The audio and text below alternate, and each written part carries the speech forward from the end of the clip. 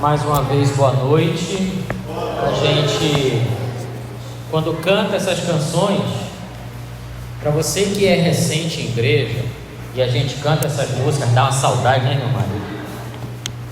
A gente que já cantou tanto, os irmãos que já tem um pouquinho mais de tempo.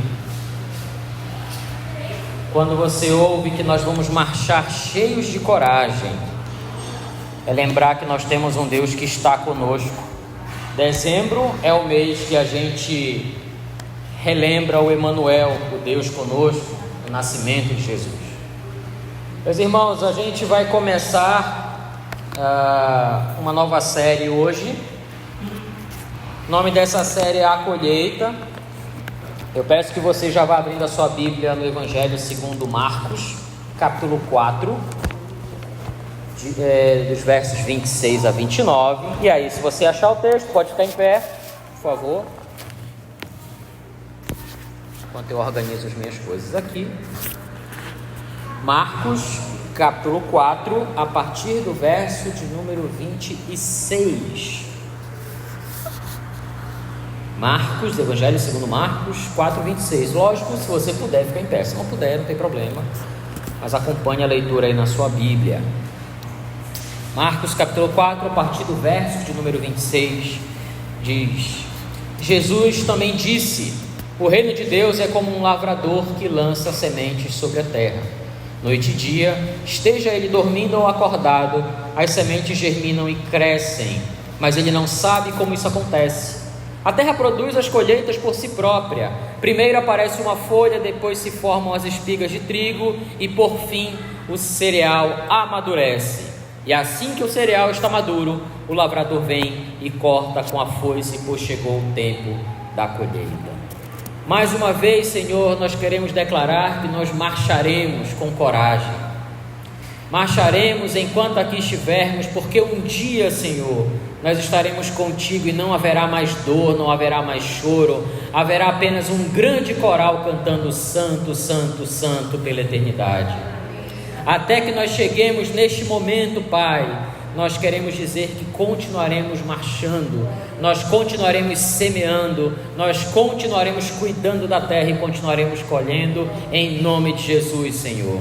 Nos ajuda, Pai, neste momento a entender a Tua palavra, que já foi cantada, já foi ministrada através da oração, já foi lida, e que agora, durante esse momento em que nós falaremos mais especificamente sobre ela, que o Espírito do Senhor abra a nossa mente e o nosso coração para ouvir o que tens a nos dizer, em nome de Jesus, amém. Você pode sentar no seu lugar. O nosso pastor, só para dizer para os irmãos, o nosso pastor nesta noite, ele está ministrando a palavra ali na Bíblia do Tapanã. É isso? É Tapajós, agora eu sempre confundo. Tapajós, né? Tá, perdão, é porque eu sempre confundo, porque são 50 igrejas ali na região, aí a gente não lembra. Mas é a igreja do pastor Wilson, o pastor Leandro estará lá nesta noite, está lá essa noite, e por isso cabe a mim, na escala que o pastor montou, iniciar essa nova série. Por que a gente vai falar da colheita? Se você for pensar, qual foi o tema do ano 2024 na Igreja Batista Nova Vida? Você lembra? Não lembra não. É tempo de frutificar ou de multiplicar? Multiplicar. Bora lá, todo mundo, vamos lá. O pastor não está aqui, está gravado, mas depois ele ouve, ele não vai ficar triste. É tempo de multiplicar. Muito bem. Tempo de multiplicar. Por que a gente fala em multiplicação quando a gente fala da igreja do Senhor? A gente pensa sobre multiplicação, nós pensamos em avanço do reino.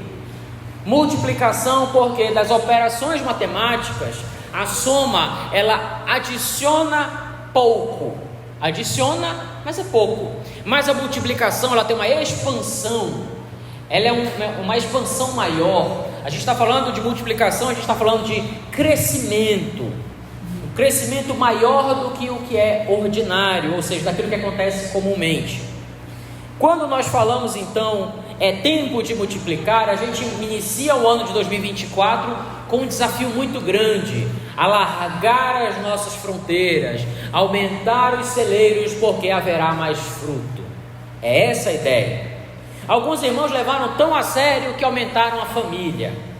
É um monte de menino nascendo, alguns que nascerão talvez ainda esse ano, outros que nascerão no ano que vem, e é um monte de mulher. Nasceu a Maitê, daqui a pouco vem a Estela, daqui a pouco vem a Luana, é um monte de menina, fora as Marias que chegaram. Então chegou um monte de criança aqui, a gente multiplicou de alguma forma. Pastor David Merck, ele diz que a gente deve crescer o reino através dos filhos que geramos e dos filhos que o Senhor vai trazendo para a gente. Às vezes não são filhos naturais, mas são filhos espirituais que nós discipulamos, que nós cuidamos e ajudamos quando eles chegam à nossa igreja, à nossa família. A gente vive dizendo com toda a propriedade que a Igreja Batista Nova Vida é uma igreja para você e sua família. Esse vocês estão treinados. Amém. A gente levou tão a sério que nasceu tanta criança, chegou tanta criança pela misericórdia de Deus, e multiplicação está muito além de números, meus irmãos.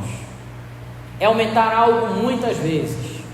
Nós estamos preparando o futuro quando nós ministramos a palavra para as crianças, mas nós precisamos olhar para o presente e ministrar a palavra ao coração dos adolescentes, dos jovens, dos adultos, porque não dá para esperar o reino de Deus daqui a 10, 15 anos, quando essas crianças estiverem maiores. O reino já chegou, ele já está aqui.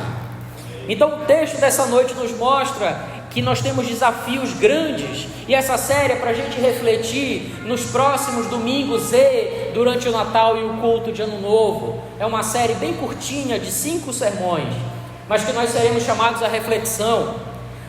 O pastor acho que compartilhou com alguns de vocês uma matéria que saiu do último censo do bairro do Bengui. E vocês lembram que o pastor ele sonha com quanto por cento do bairro?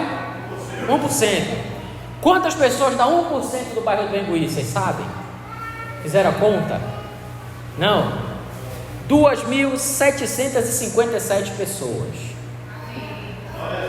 2.757 pessoas. Permitindo o Senhor, daqui a alguns dias nós seremos 28. Isso significa que nós seremos 0,01%. Então o nosso desafio é grande, mas como a gente cantou, a gente vai marchar com coragem. Amém? O que nós temos feito então para multiplicar, meus irmãos? Qual é a nossa parte nesse grande latifúndio? O texto então diz o seguinte: Jesus está, se você for olhar o contexto do capítulo 4, Jesus está emitindo uma série de parábolas aqui. O Evangelho de Marcos, ele provavelmente foi escrito por João Marcos, ouvindo o apóstolo Pedro falar sobre a história de Jesus. Então provavelmente João Marcos foi anotando o que Pedro dizia. Então nesse sentido, você percebe que o Evangelho de Marcos ele é mais curto, ele é mais rápido, ele é mais dinâmico do que os outros evangelhos. Ele não tem tanto detalhe como Mateus, ele não tem tanto detalhe como Lucas, mas provavelmente foi o primeiro evangelho escrito. E esse evangelho escrito ele tinha um sentido, era de emitir uma mensagem rápida e concisa de quem era Jesus. A ideia é dizer assim: quem é esse Jesus? E esse Jesus era alguém que usava da parábola para falar do reino. O Deus encarnado, ele começava e utilizava o seu método de ensino, de falar através de parábolas, para que as pessoas ouvindo, entendessem, e alguns entendiam de fato, mas outros não compreendiam. A gente está falando de um local com um contexto rural, pessoas que entendem de agropecuária, de plantação, de pecuária, criação de animais. Era um povo que entendia uma linguagem simples. O capítulo 4 começa com Jesus falando da parábola do semeador. Quantas vezes na salinha das crianças a gente já não ensinou essa parábola? Quantas vezes a gente já ouviu sobre ela? Ele segue falando da parábola da lâmpada.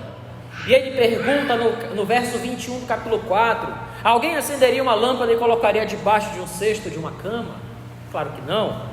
Ele segue então até o texto que nós temos nessa noite, mais uma parábola, e Jesus também disse no verso 26: o reino de Deus é como um lavrador que lança semente sobre a terra.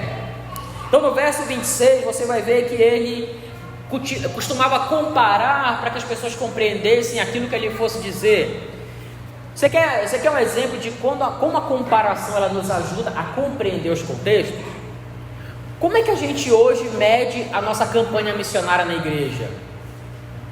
Como? Com 1 litro de açaí, né?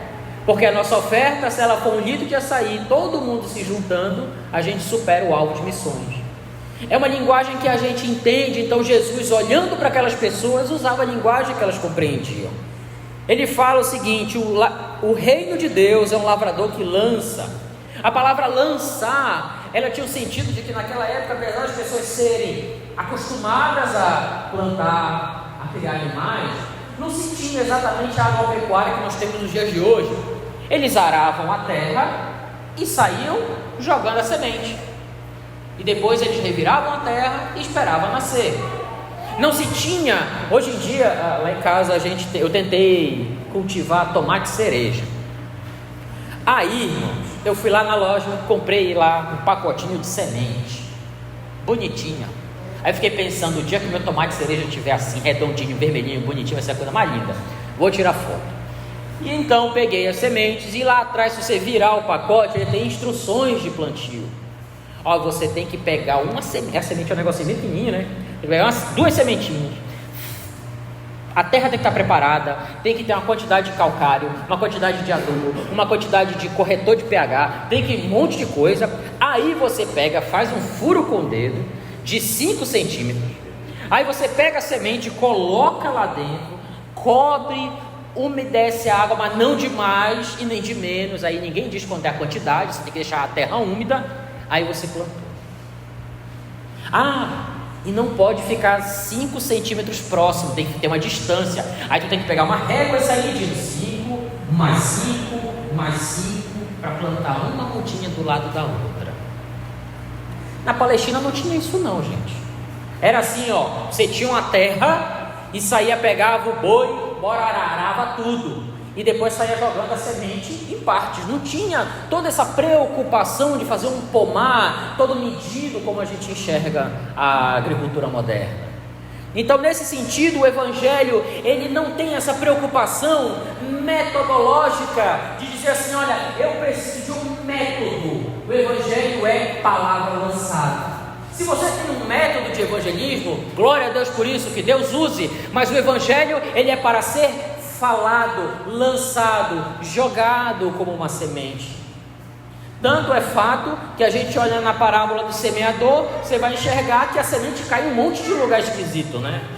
Ela cai na beira do caminho, ou seja, o semeador, ele saía jogando a semente. Não se tinha tanto essa preocupação, ele queria que desse, porque se ele lançou a semente no lugar e se desse a árvore ali, se desse o fruto, ele voltaria lá para colher o fruto.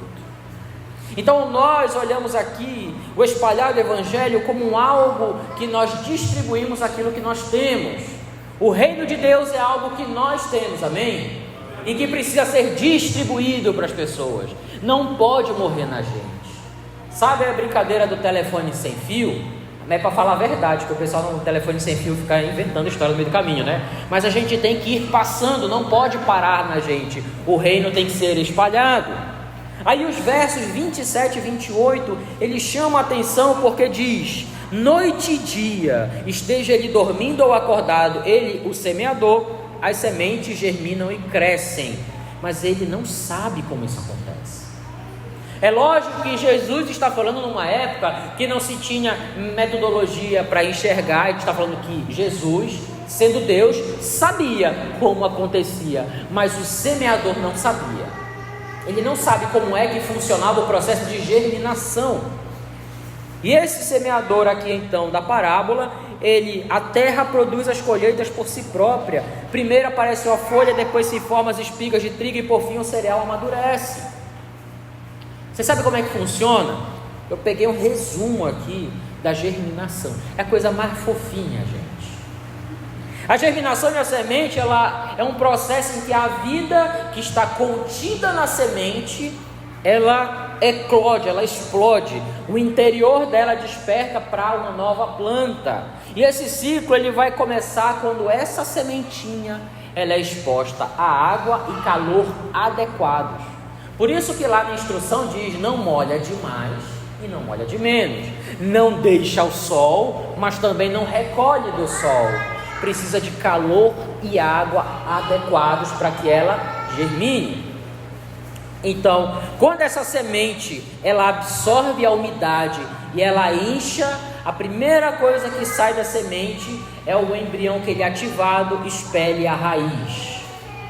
Então não sai primeiro uma coisa à vista de todo mundo, mas essa semente ela brota no interior algo que vai alimentá-la, que vai sustentá-la. E é interessante porque normalmente a gente quer logo ver.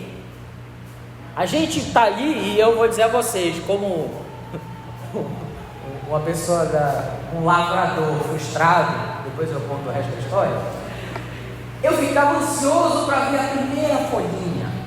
Todo dia eu ia lá conversar com a minha planta. O pessoal conversa com planta, tem gente que conversa com bicho, né? Conversa, fala com cachorro, com gato. Enquanto você está falando, tudo bem, não tem problema. Se o bicho responder, eu vou ficar preocupado.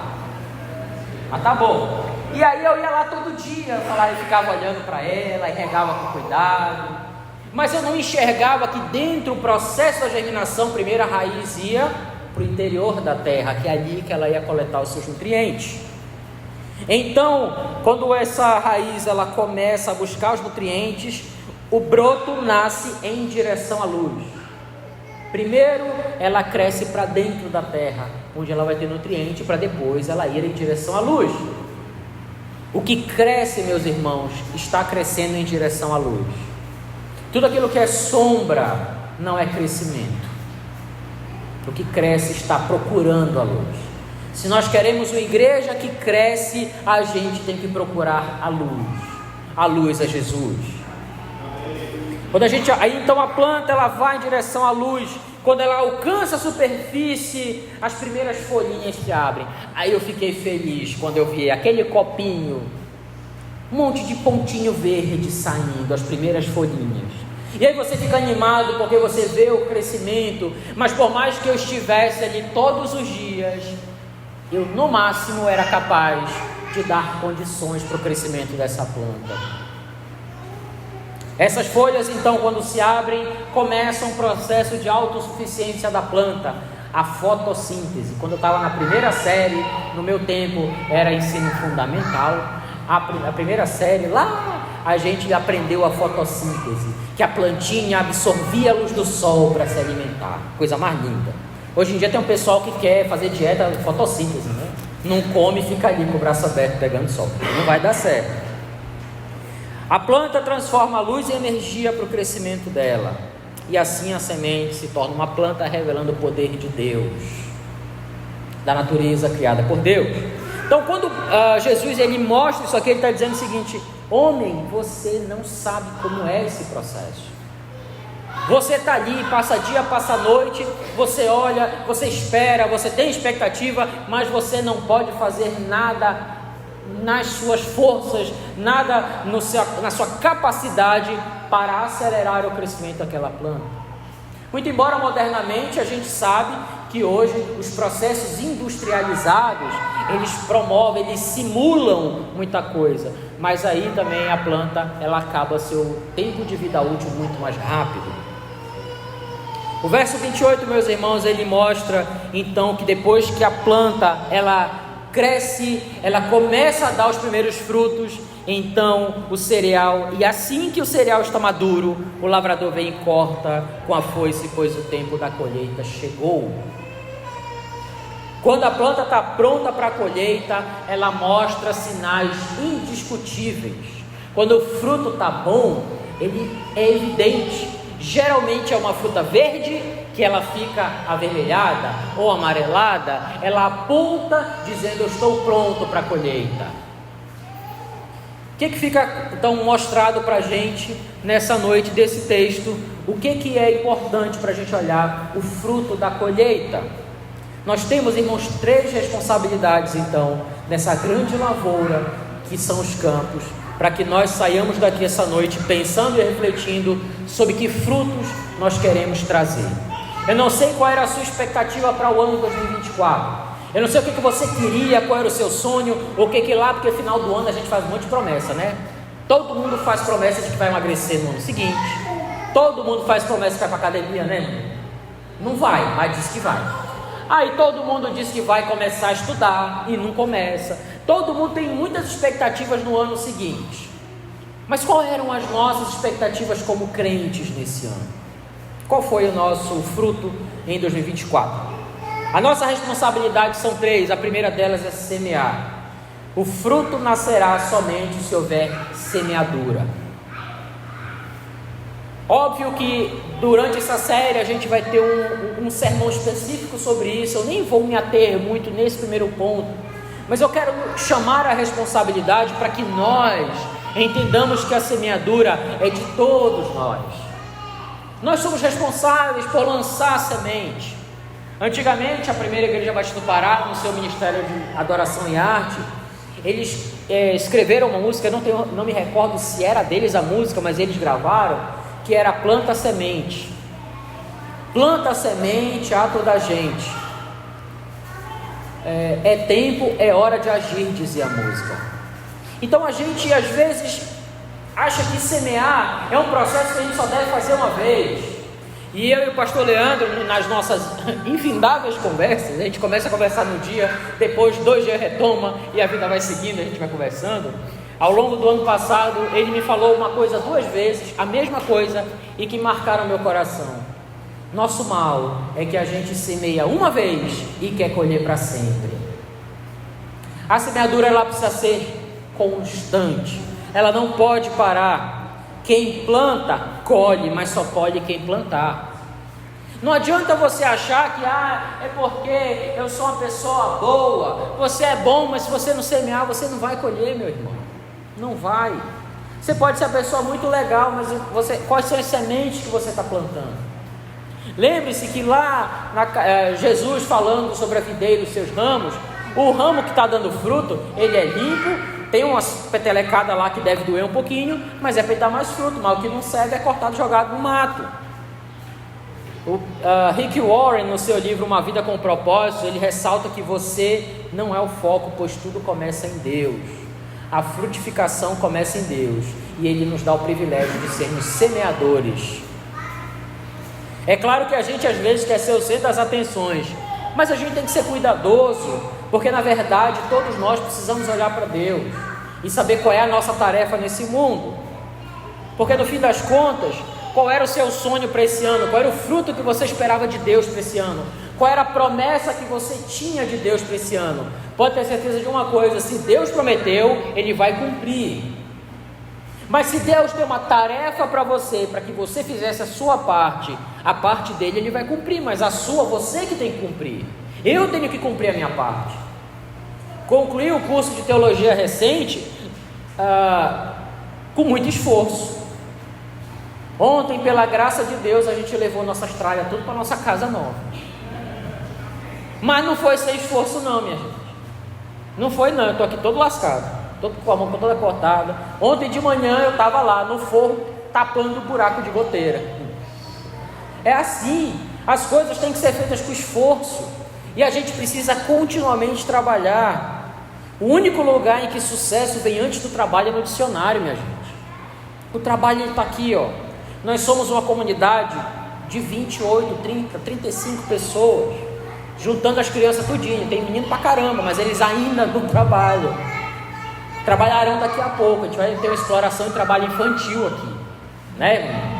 Treinar esse menino para dirigir culto, para cantar, para tocar, que os tios precisam ter folga, né? Não vamos aposentar, mas as crianças têm que trabalhar. A gente quer ser bem sucedido, mas a gente tem que trabalhar, irmãos. A gente quer 1% do Bengui, amém? Então tem que trabalhar. Não vai aparecer aqui. Gente, você me perdoe, tá? Eu vou falar um negócio aqui, o pastor não está aqui, ele vai ouvir depois, ele me dá um puxão de orelha. Mas é assim, ó, eu creio que ou a gente espalha o evangelho, ou as pessoas não vão chegar aqui não. Porque pensa comigo, quantas igrejas tem aqui no bairro? Já fez a estatística? Deve ter ali por baixo umas 60 igrejas, por baixo. Só ali naquela rua bonita grande ali, ó, Tem igreja para tudo que é gosto e qualidade, diz o outro, diz a minha avó. Outro dia eu estava lá no meu estágio, na PIB do Bengui, sentadinho lá, antes de começar a escola bíblica, me chegou uma família de, acho que 4 ou 5 pessoas, eu não me recordo, mas chega uma família lá, oi, bom dia, com o irmão lá, responsável da igreja. É aqui que é a igreja do fulano. Ele falou, irmão, eu acho que não é não, aqui não tem ninguém com esse nome não, talvez seja aqui para frente. É um monte de igreja, tem igreja para tudo que é jeito, para tudo que é para gosto. Tem igreja azul, amarela, preta, verde, a igreja do jeito que você quiser. Tem igreja que grita, tem igreja que não fala nada, tem igreja que parece missa, tem de tudo. A pessoa escolhe o que ela quer. Nós precisamos dizer assim, nós estamos aqui porque nós pregamos a palavra. Como a gente cultua é muito particular, mas aqui a gente deve pregar a palavra de Deus, lançar semente. A nossa igreja deve ser conhecida por isso, que é a igreja bíblica. O nosso pastor prega a Bíblia aqui todo domingo, quinta-feira e dia que tem, sim ou não? Nós precisamos pegar o que aprendemos e viver o que aprendemos e espalhar isso semeando a palavra. E se observarmos bem, meus irmãos, a gente só tem uma tarefa, que é espalhar a glória de Deus através de viver o Evangelho. Irmão, como é que eu semeio então? 2 coisas rapidinhas para a gente. Primeiro, a gente passou o ano de 23 falando sobre isso. Gálatas 5:25 diz que a gente deve andar pelo Espírito. Lembra dos frutos do Espírito? Aquele monte de sermão lá, que todo mundo saiu daqui com um... O pastor fala de mim, mas ele também não pegou leve não, né? Nós precisamos lembrar dos frutos, porque no fim das contas, quando Paulo escreve a carta aos Gálatas, passando as obras da carne e os frutos do Espírito, ele conclui dizendo: vivam pelo Espírito, andem pelo Espírito. A vida da gente precisa ser uma vida pelo Espírito, para que as pessoas enxerguem o Espírito Santo em nós. A segunda coisa que nos ajuda a espalhar o Evangelho é praticar a palavra de Deus. Tiago 1:22 diz que nós não devemos ser conhecedores apenas, mas praticantes da palavra. A gente não pode olhar para a Bíblia como um livro realmente, aqui o apóstolo diz isso, aqui Jesus diz aquilo. Não, isso precisa ser parte da nossa vida, vivenciar. Aí em casa a gente tenta ensinar os nossos filhos, porque você sabe, né, que ensinar a criança dá trabalho. O pedreiro lá, que trabalhou lá em casa, ele me viu barbudo, ele olhou assim: o senhor tem muita barba branca, né? Eu falei: eu tenho 3 filhos. Muita barba branca. E como lá em casa, eu e a Tati, para quem não sabe, ela cantava no Ministério de Louvor, tá? Ela se aposentou, ela não quer mais, que ela quis ser mãe, não quer mais, né? Mas sendo 2 pessoas que trabalharam com o Ministério de Louvor muitos anos, eu continuo trabalhando, então em casa o tempo todo tem música. O tempo todo tem música. A Débora chega em casa pegando o controle: papai, música, o tempo todo. E o que a gente ensina para os nossos filhos é: o que você está cantando, você precisa entender o que você está cantando. E a gente procura ensinar músicas bíblicas para os nossos filhos, para que eles ouçam a palavra de Deus num método diferente, para que nós entendamos a mensagem e levemos a mensagem para frente. A gente conhece muito da Bíblia, meus irmãos, mas a gente precisa praticar mais ela. A igreja de Deus, ela precisa praticar mais a palavra de Deus. Eu estou falando isso de maneira geral. Em primeiro lugar, a nossa responsabilidade então é semear. O segundo lugar é cuidar. A terra só gera plantas se ela estiver preparada. Nós lemos inclusive o texto há pouco aqui na leitura alternada. Paulo, quando escreve aos Coríntios, daquela confusão da igreja: eu sou de Paulo, eu sou de Apolo, eu sou de Pedro, eu sou não sei o que. Parecia gincana, né? Parecia gincana, cada um tem um líder. Ele diz nos versos 6 e 7: eu plantei e Apolo regou, mas quem fez crescer foi Deus. Deus é quem fez crescer, e não importa quem planta ou quem rega, mas sim Deus que faz crescer. Você quer uma igreja que cresça? Sim ou não? Sim. Você quer ver a igreja Batista Nova Vida com 3.000 pessoas? Sim ou não? Sim. Amém ou não amém? Amém. Deus vai fazer crescer. Não vai ser no nosso poder, porque a gente não pode fazer crescer nada. A vida não está em nós, embora nós tenhamos o autor da vida em nós.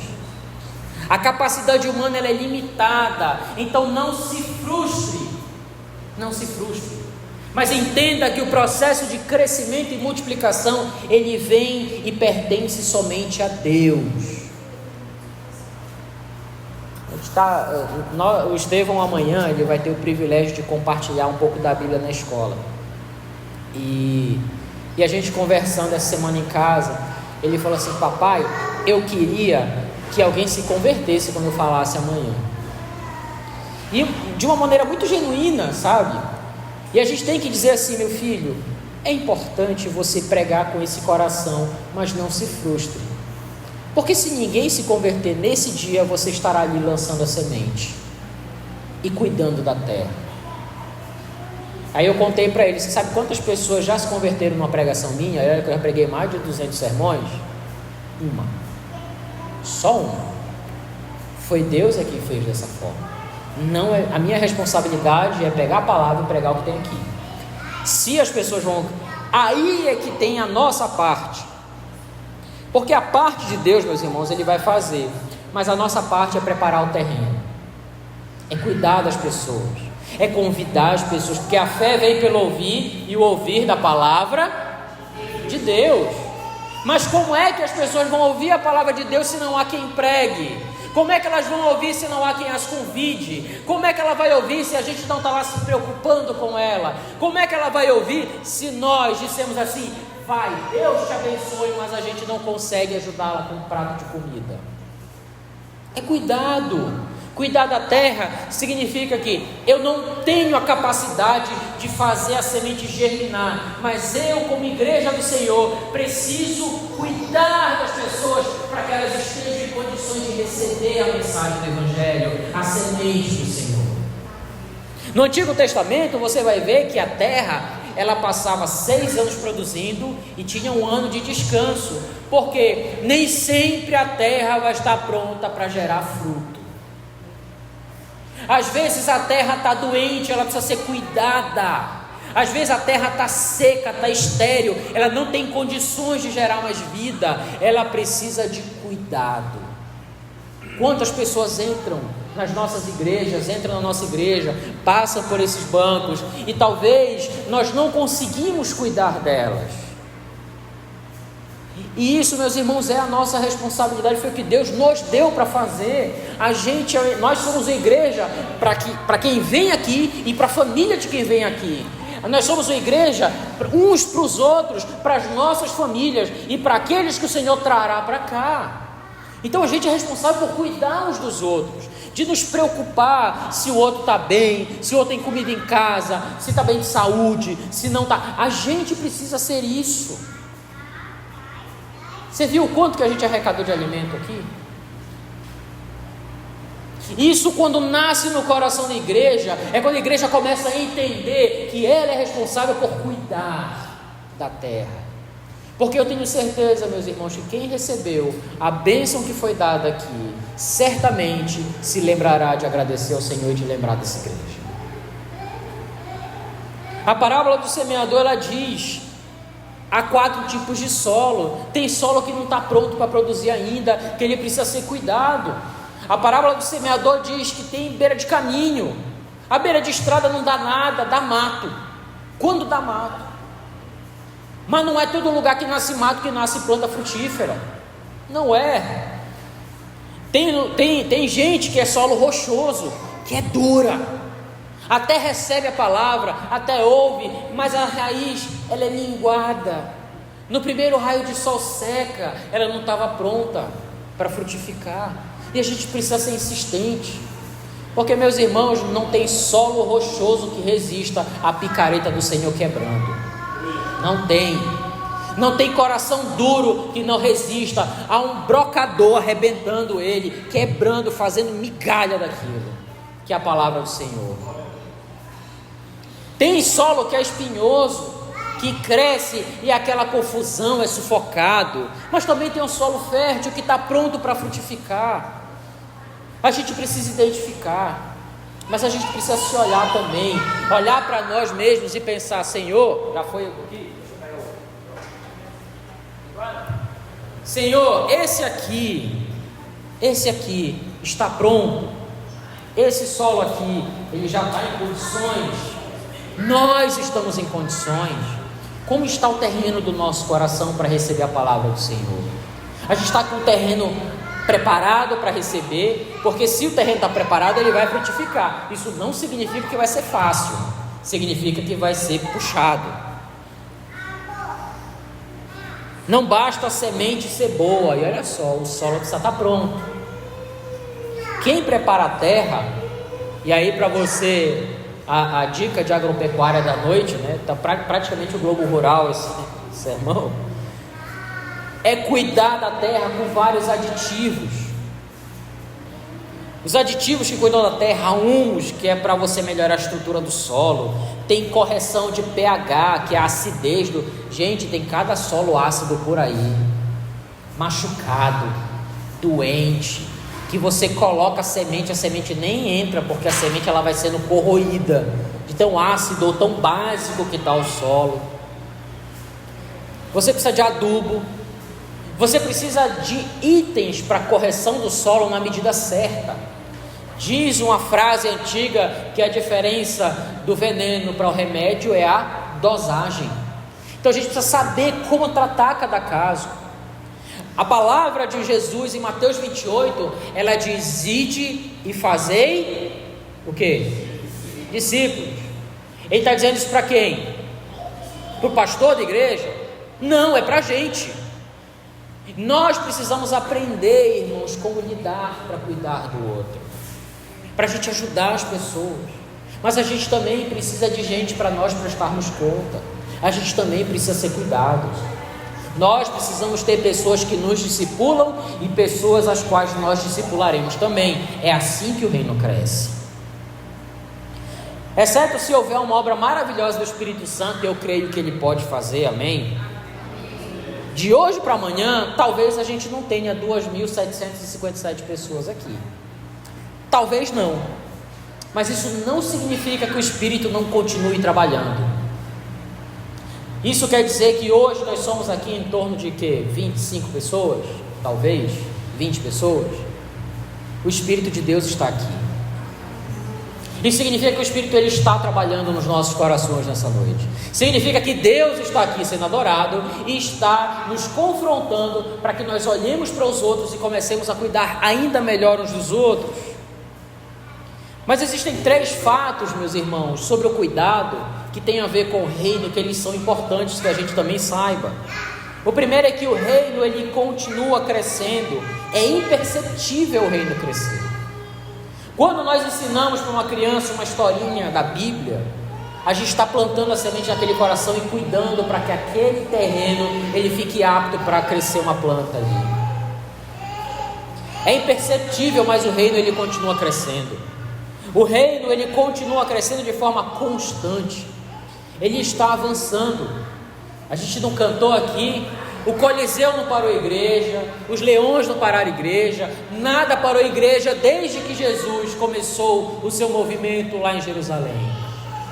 Nada parou a igreja e nada irá parar o reino irá avançar até o dia que o Senhor voltar para buscar a sua igreja. Até lá, meus irmãos, ele vai continuar avançando, quer a gente queira, quer a gente não queira. Sabe por que eu digo que a gente não queira? Que eu tenho conhecido que certa vez a gente conversando, né, há muito tempo de igreja, aí a gente conversando com essa pessoa falou assim: mas assim, a igreja ela está há sei lá quantos anos já, com a mesma quantidade de pessoas. Aí a pessoa vira para a gente assim: não, mas tá bom assim, é. Não, porque se tiver mais gente é mais difícil controlar, vira bagunça.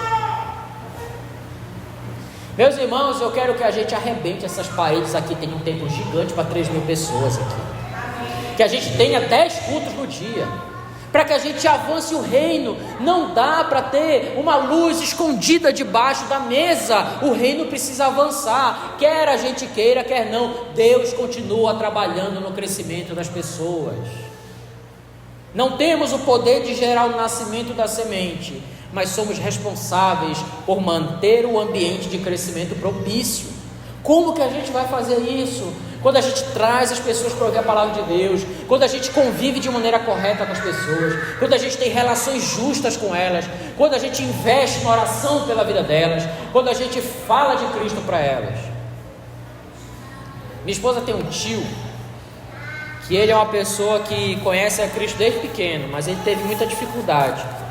E é engraçado como Deus ele faz umas coisas muito esquisitas. A gente recentemente conversando, e ele falou um monte de coisa, não deixa eu falar nada. Aí eu falei assim: Senhor, eu quero ter só uma oportunidade de falar alguma coisa. Eu falo pra caramba, né? Eu quero ter a oportunidade de falar alguma coisa com ele. No dia seguinte, ele tá trabalhando lá em casa, fazendo uns serviços pra gente. Já é um senhor de idade. E aí ele me chamou e começou a falar da vida dele e tal. E ele deu a brecha, eu comecei a falar. Eu tava contando pra Tatiana como é que foi a conversa. Ela falou: mas tu também. Porque a gente tem que ter a oportunidade de falar, meus irmãos, a gente não pode deixar passar. E eu me arrependo porque eu vou fazer 40 anos ano que vem. E quantas vezes eu deixei a oportunidade de falar do Evangelho passar? Quando eu era criança, era o tempo que a gente entregava panfleto. Quem era da época do panfleto aqui? Ia na rua entregar panfleto. Aquele panfletinho que vinha o carimbo da igreja com os horários de culto. Eu era assim, acho que eu tinha idade do João, aí me levaram para o evangelismo, né, antes do culto, assim. E eu era muito tímido, eu continuo sendo, embora não pareça, mas eu sou muito tímido para falar com estranho. Uma pessoa que eu não conheço, eu tenho muita timidez para falar com ela. E eu lembro quando eu tinha a idade do João ali, por 6 para 7 anos, a gente foi fazer evangelismo, eu fiquei muito feliz porque eu entreguei 2 panfletos nesse dia, 2. Os irmãos lá iam lá, vão lá no culto, não sei o que, e eu ficava olhando: por que eu vou entregar? Por que eu vou entregar? Aí eu fui lá, entreguei um. A gente vai ter culto, né? E saí correndo, igual o João, igual assim. Eu tinha vergonha de falar disso. Aí a gente vai virando adolescente, é pior.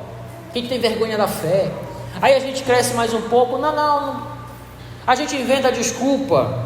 Mas a palavra de Deus diz que nós somos responsáveis por cultivar, cuidar do ambiente para que a palavra lançada na semeadura frutifique. É o nosso papel, meus irmãos. Em terceiro lugar, para a gente acabar, amém? Eu estou falando há 42 minutos, a gente vai terminar já. Em terceiro lugar, nossa tarefa é colher. O fruto deve ser colhido. A continuação de 1 Coríntios 3, 8 e 9, Paulo, também a gente leu aqui, ele diz: quem planta e quem rega trabalham para o mesmo fim, e ambos serão recompensados por seu árduo trabalho, pois nós somos colaboradores de Deus e vocês são lavoura de Deus e edifício de Deus. O texto que nós lemos aqui em Marcos diz: e assim que o cereal está maduro, prontinho, coisa mais linda, o lavrador vem e corta com a foice, porque chegou o tempo da colheita. Nós precisamos colher o fruto. Dá trabalho, gente, colher o fruto, dá muito trabalho. Não vou mentir para você, dizer: não, irmão, vai lá que vai dar certo, mas vai dar trabalho. Morar na nossa casa está dando trabalho. Estou falando para você, vale a pena? Vale, mas dá trabalho. Quanto mais você investir numa vida. Você investir numa vida é caminhada, é jornada, é joelho no chão, é leitura da palavra, é a palavra no coração para você falar sobre ela, é isso. Sabe por quê? Porque se você for falar aquilo que você gosta, você vai falar besteira. Mas se você falar o que a palavra de Deus está falando, você não vai falar besteira não. Você vai preparar bem o terreno, lançar a semente, cuidar dele. A hora que o fruto está maduro, você vai lá e colhe. Aí você vai fazer aquele convite: olha só, minha igreja está lá, coisa mais linda. Venha para o meu culto. Eu falo para o meu culto porque eu vou cultuar junto, amém? O pessoal vem para cá para assistir culto, não existe isso não, gente. Nosso culto é coletivo, nós estamos cultuando. É o culto da minha igreja, porque eu faço parte dela. Eu falando com um colega de trabalho, que ele até já visitou a gente uma vez aqui, eu falei para ele: ei, bicho, bora lá na minha igreja. Por quê? Eu passo lá, ele senta no meu lado. Ele é meu subordinado, mas eu não estou usando meu cargo para fazer nada disso. Mas a gente conversando, ele tem dúvidas sobre o evangelho, aí a gente vai conversar. Às vezes eu paro de trabalhar, eu peço: Senhor, me perdoa. Aí na hora do almoço eu cumpro lá aqueles horários que eu fiquei. Mas eu passo às vezes 40 minutos falando para esse menino, falar que é assim, assado, não sei o quê. A Bíblia diz isso, isso, isso. Por quê? Porque é o momento que a gente tem. Aí depois eu falo, não, cara, na hora do almoço a gente conversa, a gente para conversar na hora do almoço. É investir na vida das pessoas. É isso que a gente precisa fazer, meus irmãos. Mas e o fruto quando está pronto? O mais legal de saber de quando o fruto está pronto é que Deus nos fez cooperadores dele. Nós temos um Deus que fez, faz e fará a parte dele, e lhe dá o privilégio de nós sermos cooperadores dele. Eu e vocês somos chamados por Deus para cooperar com ele, para ajudá-lo. E a paciência durante o processo do crescimento, ela tem que ser a mesma na colheita. Existe o sinal para a colheita. Tem um pessoal aí que gosta de comer manga verde com sal. Você já viu isso?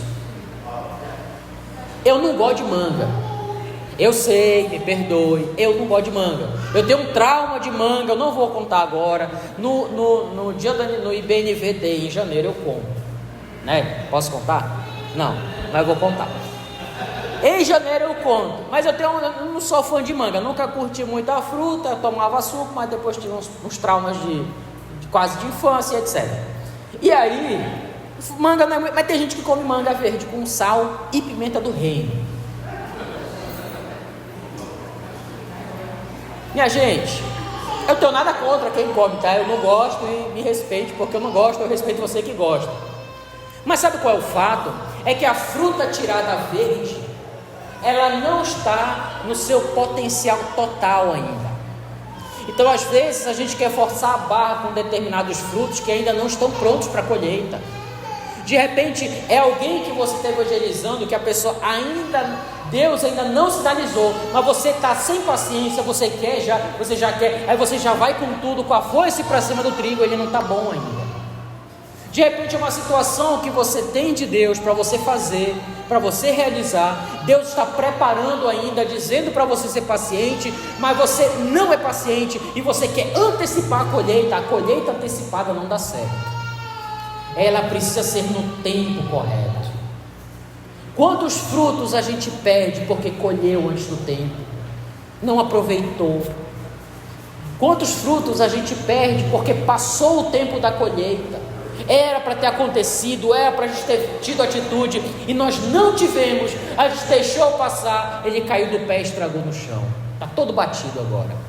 Uma fruta, quando ela é tomada do pé antes ou depois do prazo, ela infelizmente não exerce o seu potencial total. Ela não cumpre o propósito dela, ela cumpre um propósito parcial.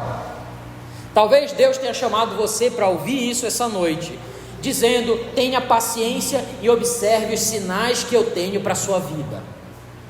Observe e compreenda de acordo com a minha palavra os sinais que eu tenho para a sua vida, para que você colha o fruto no tempo certo. O tempo da colheita é o tempo que o Senhor determinou. E o fruto ele vai estar maduro, você vai enxergá-lo maduro, e ele vai dizer: vai e faz.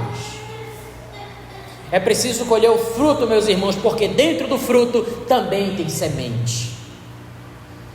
E cada fruto do que o Senhor nos dá são maiores possibilidades de novas plantas serem plantadas e novos frutos, e o reino continuamente avançando para a glória do Senhor. Portanto, minha gente, afiem seus instrumentos, pois precisamos estar prontos para a colheita, porque a gente tem que continuar avançando. Amém? Para concluir, o reino continua crescendo, o evangelho continua avançando, e nós precisamos nos preparar a horta da IBNV para a grande colheita. Vamos continuar revirando a terra do nosso coração, preparando os terrenos, cuidando dele, deixando o cercadinho todo arrumado, porque o Senhor é quem dá semente, é o Senhor quem dá a chuva, é o Senhor quem dá o sol. O nosso papel é trabalhar para que o dia que ele liberar a colheita, nós estejamos prontos para colher. Nós não podemos gerar vida, mas nós temos condições de criar ou dar a condição para o reino se manifestar de maneira mais clara, vir mais rapidamente e com maior plenitude, mas por trás de todas as coisas, a Deus e a sua vontade. Nós precisamos, meus irmãos, como igreja, ter um ambiente saudável, para que quem entre aqui conheça o Jesus da Bíblia. Não é o Jesus que eu acho, é o Jesus da Bíblia e os discípulos de Jesus que ele deixou aqui na nossa igreja. Nós precisamos ser a igreja para você, para a sua família, para o seu vizinho, para o seu colega do trabalho, para sua mãe, para o seu pai, para qualquer pessoa, para que todas as pessoas se tornem família de Deus. Precisamos ser igreja um para o outro, apresentando a boa semente, cultivando bons relacionamentos aqui e glorificando a Deus em tudo. E se depois desses 50 minutos você não lembrar nada do que eu falei, eu realmente acho que você não vai lembrar. O segredo da vida e do crescimento está na semente e somente nela. Qual é o nosso papel então? Semear, cuidar e colher. Semear, cuidar e colher. A vida está na semente e a semente é Jesus. Amém? Vamos orar?